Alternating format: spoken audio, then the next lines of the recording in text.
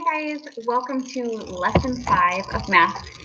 Last week we started exploring the idea of multiplication, and this week we're going to jump right in with multiplying with 2, 5, and 10 as factors.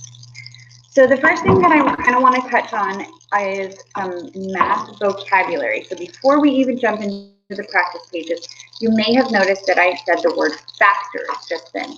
So a factor is one of the numbers that you multiply in a multiplication problem. So you have a factor times another factor. What you get is called a product. Now you may remember from second grade, or maybe even before that, that when you have an addition problem, you have two addends. So addend plus addend equals your sum. So you have two numbers that are your addends, that when you add them together, you get the answer to your addition problem or your sum. Now notice that with multiplication, you have the same thing here. You have factor times factor equals product. So we're not calling our two numbers anything different. We have a factor and another factor. Now remember, with addition, you can add in any order and still get the same answer, right? So if I'm adding 1 plus 2, I know that I'm going to be getting 3. That's 2 more than 1. But I can also switch my numbers around and say that I have 2 and 1 more than 2 makes still 3. This is something that we're going to explore more as we explore multiplication, but there's a specific name for it. It's called the commutative property, and it just basically means that you can add or multiply in any order and get the same answer. Now, if I try that with subtraction, let's go ahead and do it with subtraction. 3 take away 1 equals 2, right? But if I switch my two numbers that I'm subtracting here, 1 take away 3, I can't even do that. I have 1, I can't take 3 away from that unless I want to get into negative numbers, which I do not. So commutative property works in addition and multiplication, and we see it when we start talking about when we start labeling what our numbers are called. So our two numbers when we multiply are called factors. So today we're going to be talking about how one of these factors is going to be 2, 5, or 10. And we're going to be talking about why those numbers are so special when we're multiplying. So now let's go ahead and jump on in. We're going to start on page 110. So please go ahead and turn in your packets to page 110. So we see our problem at the top. Our problem says a company makes a toy robot that has 2 antennas and 5 buttons. How many antennas and buttons are needed for 6 robots? So when we have a word problem, we're going to first step through and circle all of the numbers. Then we're going to underline the problem and box in any keywords. So the first thing that I'm going to look for are numbers. We have numbers 2, 5, and 6 in our problem. So circle the numbers 2, 5, and 6 in the problem. The question starts with the question word how and ends with the question mark, and the question reads, how many antennas and buttons are needed for 6 robots? Now it's kind of tricky to tell the key word in this problem, but the key word is really going to be and then for 6 robots, because we know that each robot has 2 antennas and each robot has 5 buttons. So we're going to be making 6 robots, and we want to see first how many antennas they will need, and second, how many buttons they will need. So notice in the first model underneath the problem, it says you can use equal groups and skip count. So they have drawn a picture. They're going to say, and you could make a really nice, elaborate robot drawing, but I'm going to make a really simple robot drawing. So I'm going to say that I have 6 robots, and I'm going to make 6 circles to show my 6 robots. Okay?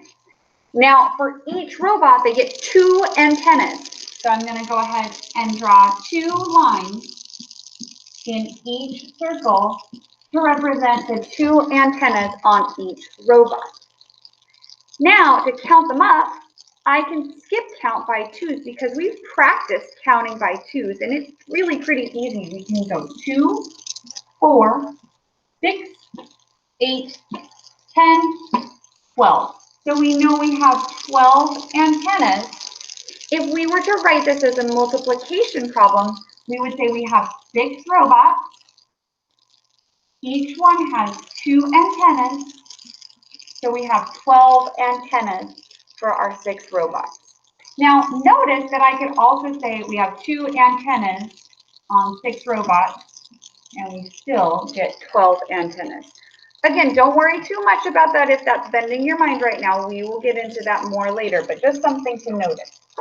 All right, so that takes care of our antennas. We skipped counted and we got 12 total antennas. Now let's talk about the buttons. So again, I'm going to go ahead and start with my 6 robot drawings. I'm going to make them a little bit bigger this time because instead of just putting 2 of something on each robot, I'm going to put 5 of something. So I have my 6 robots again. Notice that this is like 2 problems in one. First, I wanted to figure out how many antennas, but now I'm moving on to robots, or now I'm moving on to buttons rather. So I have my robots already drawn, and now I'm going to give each robot 5 buttons, okay? So I'm going to go ahead and just draw dots for my 5 buttons.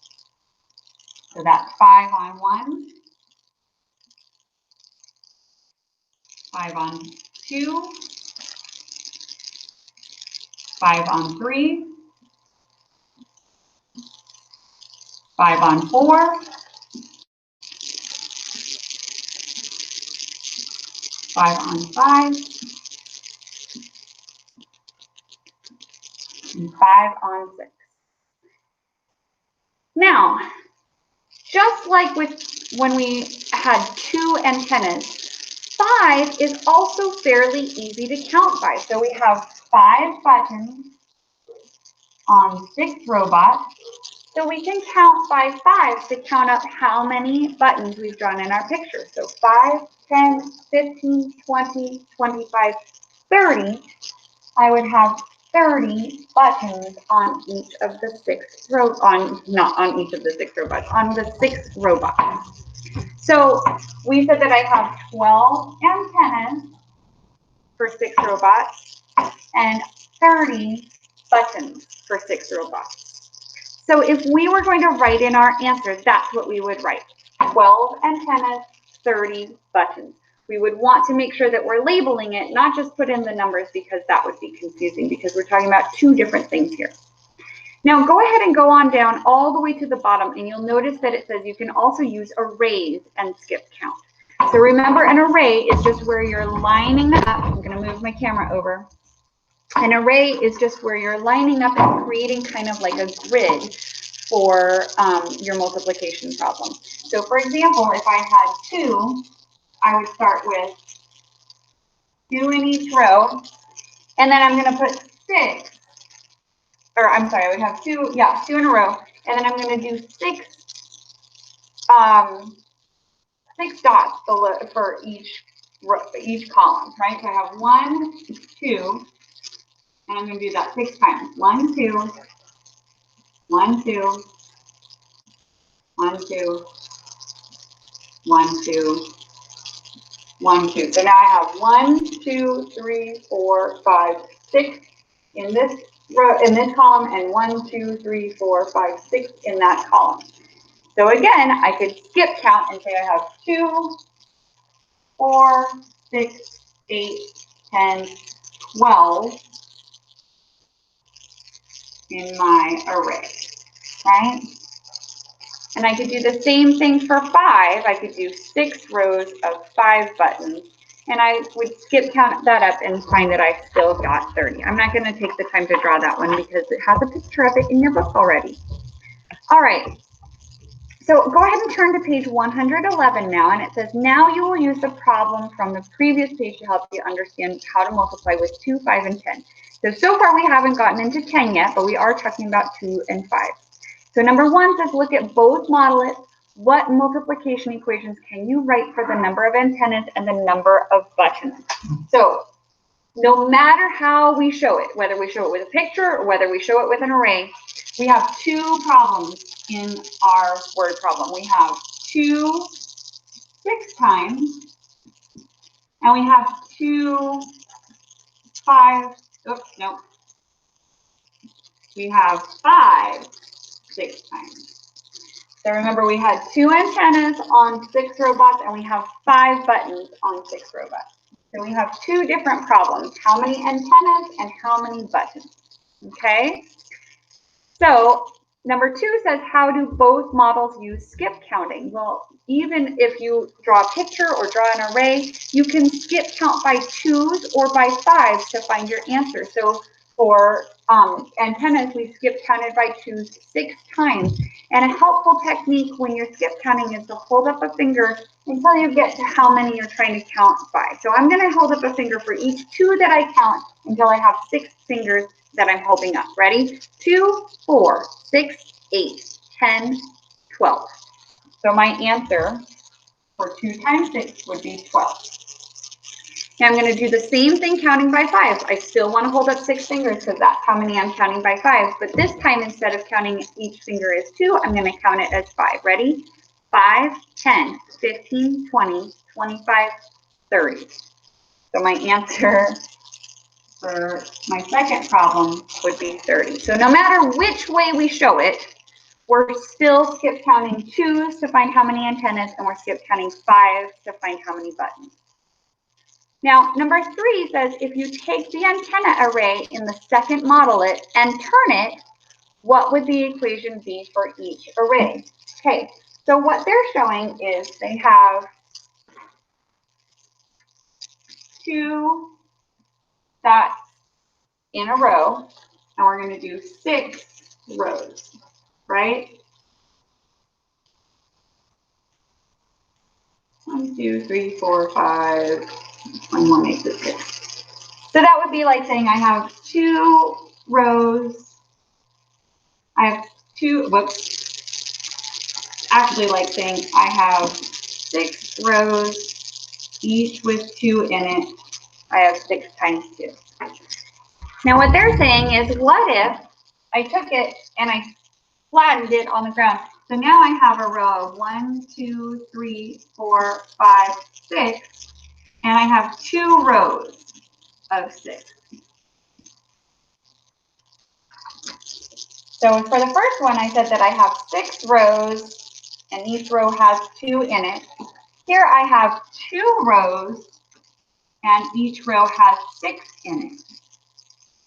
So my multiplication sentences would be different in that my order would be different. Here I have 6 2 times, and here I have 2 6 times. But if we count up by 2s, 2, 4, 6, 8, 10, 12, 2, 4, 6, 8, 10, 12, I find that I have the same number of dots for each array. So that comes back to that commutative property that we talked about at the beginning of the lesson, that order doesn't matter when you multiply, you still get the same product. So you still get the same answer, no matter which order you do it, okay? Number 4, did the order of the factors in problem 3 change the product? Nope, it did not. We still got 12 as our answer, no matter which way our array was facing, vertical or horizontal, didn't matter. Both ways we got the same number of antennas. We got 12 antennas.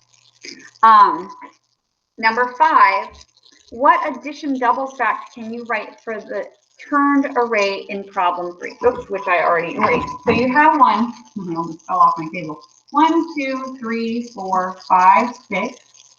1, 2, 3, 4, 5, 6. So what they're saying is, remember how we talked last time about how multiplication can be like repeated addition? So when you're thinking about repeated addition, really we're adding 6 how many times? We're adding it 1, 2 times. So that's a double stack, right? We can think of it as 6 plus another 6, which we know also makes 12. So when you are multiplying by 2, really you're thinking about your double stacks. Remember those double stacks that you guys practiced so hard in Teacher Erin's class? Yeah, this is why, so that you can do repeated addition for multiplication super duper fast. So any 2 stack is going to be a double. So let's go ahead and just test this for a second. If I want to say 8 times 2, I'm really thinking 8 2 times, or 8 plus 8, which you guys know because you're super fast at your double stack is 16. Just like you know that 5 2 times is like 5 plus 5, that's your double stack, makes 10, right? You could also say that 4 plus 4, or 4 2 times, equals 8, right? So any double stack that you already know your 2 stacks for multiplication. Isn't that cool? The answer is yes. All right, go ahead and turn to page 112. On page 112, I want you to go ahead and solve these problems on your own, and then come on back and we'll check your answer.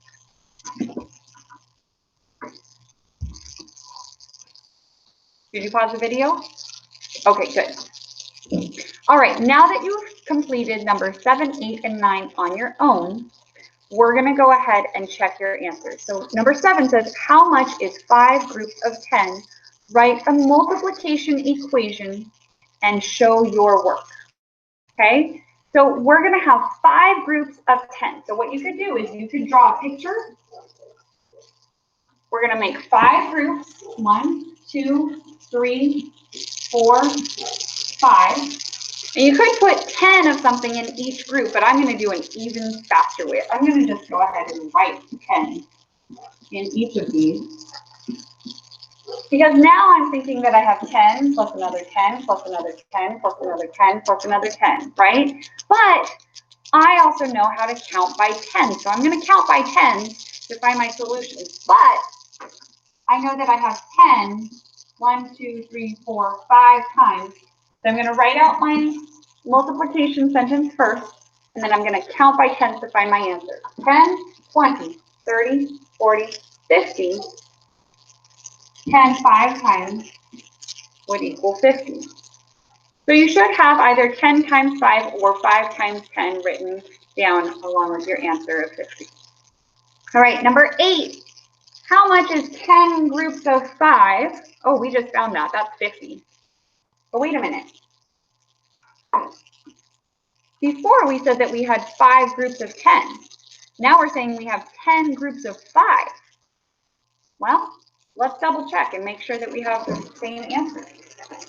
So last time I made 5 groups. This time I'm going to make 10 groups. 1, 2, 3, 4, 5, 6, 7, 8, 9, 10. And in each group, instead of putting 10, I'm going to put 5, right? So I have 10 groups. Each one's going to get 5. Now again, I could draw it out, but I'm going to go ahead and be lazy and think that I'm just going to go ahead and label these as 5. Now I can skip count by 5, and I'm going to find I have 10 groups. Each group has 5 in it. So I have 5, 10, 15, 20, 25, 30, 35, 40, 45, 50. I still get the same answer as 10 5 times, or 10 5 times. Okay? All right, number 9. Each cabin at camp has 5 beds, and there's 4 cabins. How many beds are there at camp? Show your work. So you could show your work in lots of different ways. You could show me by skip counting. If you wanted to show me skip counting, let's see, we're talking about 5 beds in each cabin. So I'm going to start by drawing a picture. I'm going to draw a simple math picture.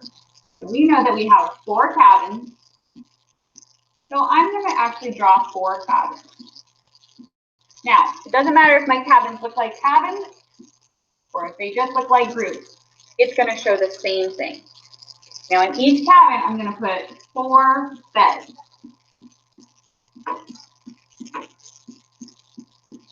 Again, I could do the same thing down here. Okay? So now, all I have to do is count, oh, I'm sorry, there's 5 beds in each one. So now all I have to do is count up how many beds in each one. But because they're 5, so I'm going to skip count. I'm going to say I have 5, 10, 15, 20. So you could show your work by doing a simple drawing of equal groups. You could show me skip counting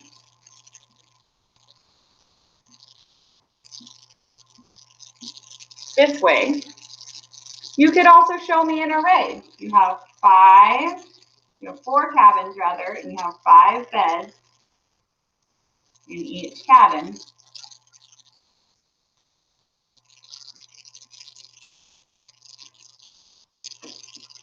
Or you could also show me that you have 5 beds 4 times for each cabin, right? So no matter how you showed me, you should get an answer of you have 20 beds for those 4 cabins. All right? On pages 113 and 114, we'll be covering that in our group this week. I would like for you to please go ahead and just skip on over to page 118, actually. So we're going to skip all the way to page 118. And we're going to work through the following problems together. So normally I have you work on these problems on your own, but this time we're going to work on them together. So for number 8, you have A, which says 5 times 0 equals. Now this is a tricky one because we haven't worked through the other pages on this. So I want you to think about 5 groups with nothing in them.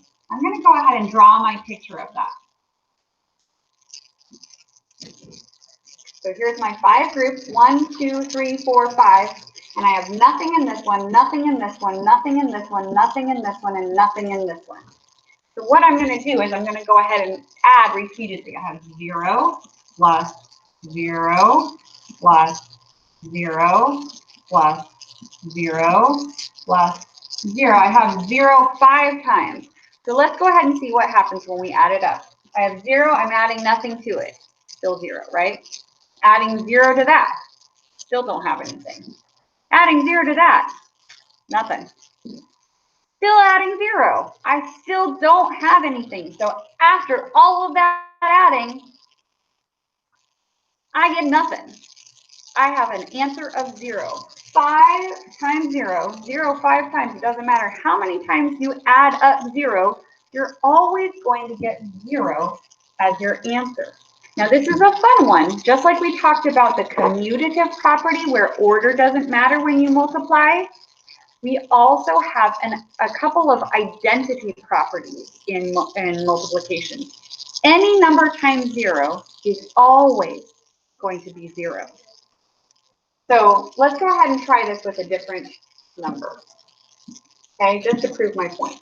So this isn't one of the problems on your page. We're just doing this for fun because it is fun. So I'm going to go ahead and start off with 3.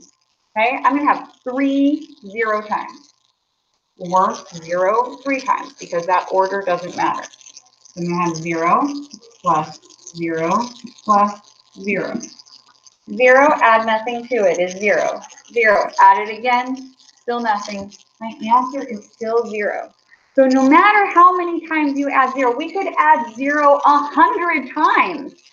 100 times 0. We still get 0 as our answer. So any number times 0 is always going to be 0. Okay. For number 8, B says now we're going to go ahead and take some unknown number, multiply it by 1, and we get 5. So here we have to think about, just like when we add with addition, we think about what the missing number is.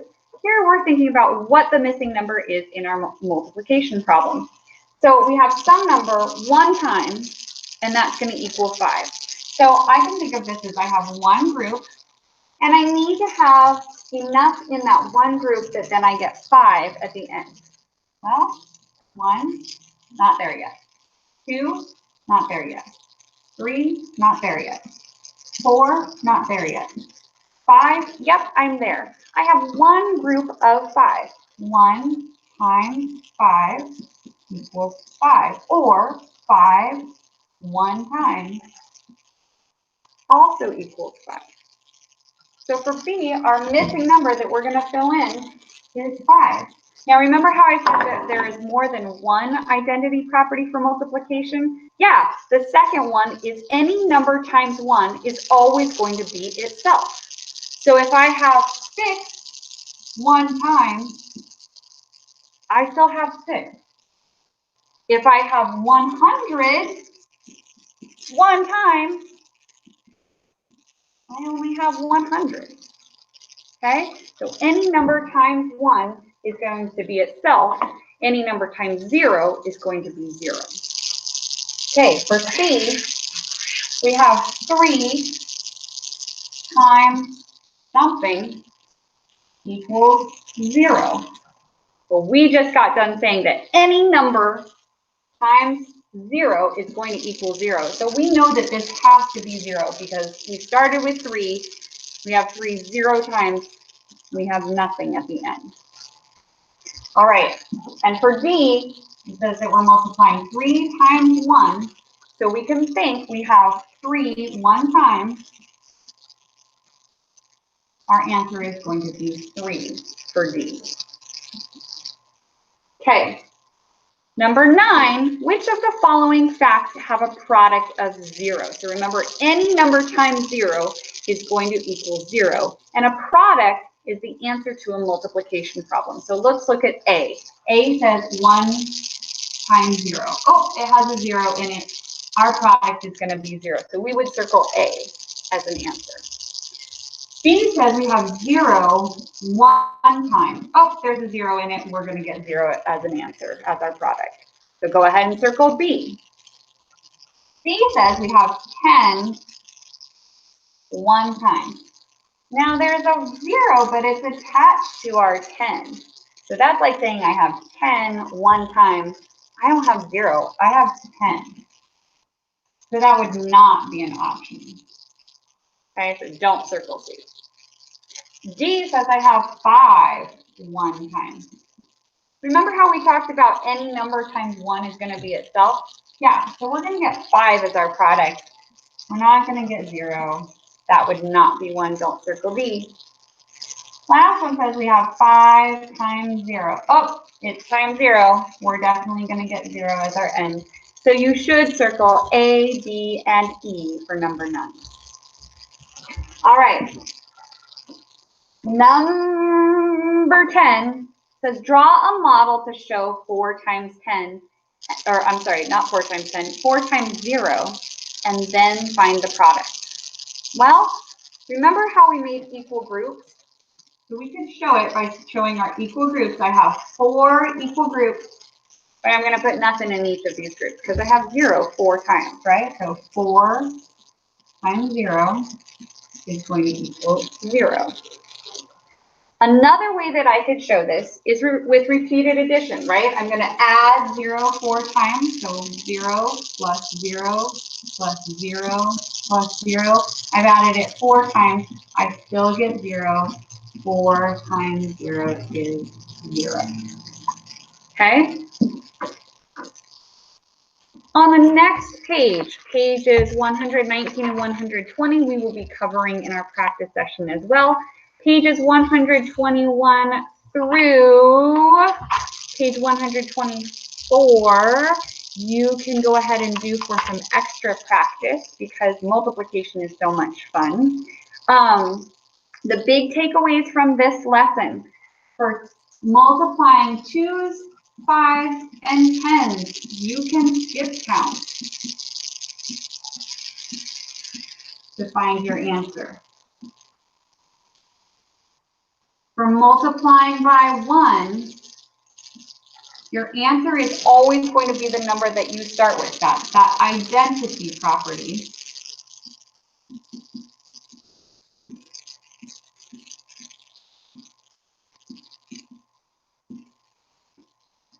For multiplying by 0, it's always going to equal 0.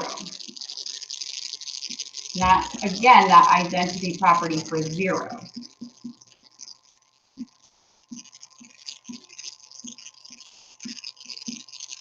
And the last takeaway for this lesson is you can switch up your factors.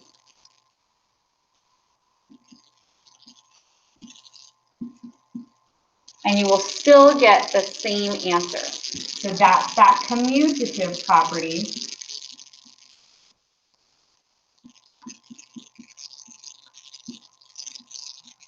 Which basically is just telling us that order doesn't matter when we multiply. We can multiply 5 times 1 or 1 times 5 and still get the same answer both times. All right, I'll see you guys on Tuesday for our practice session. Have a great rest of your Monday. Bye.